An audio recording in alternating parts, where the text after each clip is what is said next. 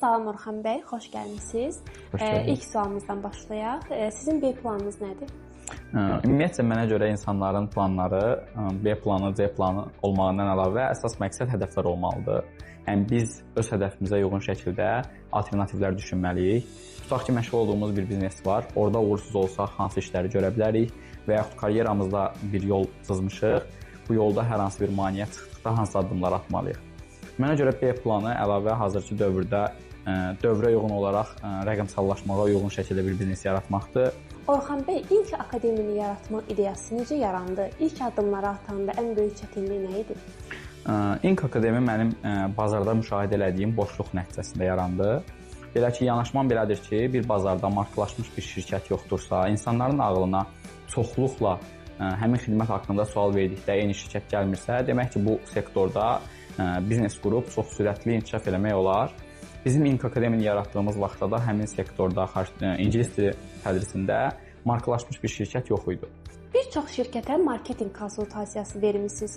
Bu təcrübələr İnk Akademiyinin strategiyasını necə təsir edib? Ümumiyyətlə deyə bilərəm ki, İnk Akademiyinin böyüməyinin əsas səbəblərindən biri mənim marketoloq olmam olub. Belə ki, daimi olaraq biz orada yeniliklər tətbiq eləmişik və bu yeniliklər İnk Akademiyinin bugünkü günə gəlib çıxmasında rol oynayıb. Həmçinin başqa şirkətlərdə müşahidə elədiyimiz proseslərdən də İNK-in təcrübəsində faydalanmışıq. Akademiyanın 2 filialla fəaliyyət göstərməsi böyük bir məsuliyyətdir. Bu qədər işi necə planlayırsınız və komandanızı necə idarə edirsiniz? Əslində səmimi desəm, hazırda komanda idarəçiliyini mən eləmirəm.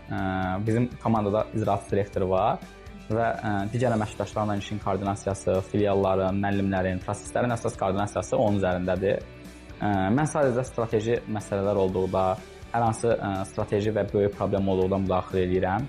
Bizim davamlı olaraq hesabatlarımız, inkişaf görüşlərimiz, strateji məsələlər üçün görüşlərimiz olur. Amma komanda idarə olunmasında xüsusi yük icraçı direktorumuzun üzərinə düşür və həmçinin bizim qurduğumuz sistemin üzərinə düşür.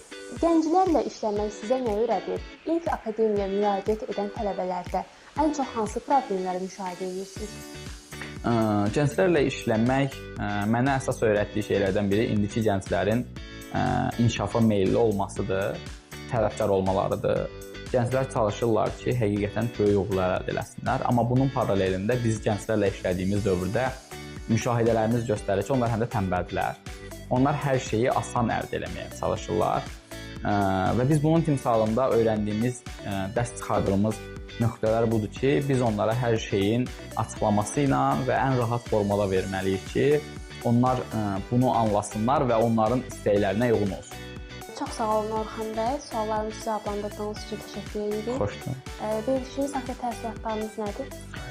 Ümid edirəm ki, kimlərəsə faydalı olacaq. Təşəkkür edirəm belə bir şərait yaratdığınız üçün. Düşünürəm ki, gənclər, insanlar nə qədər axtardıqları kontenti düzgün formada tapıb izləsələr, onlara faydalı ola bilər.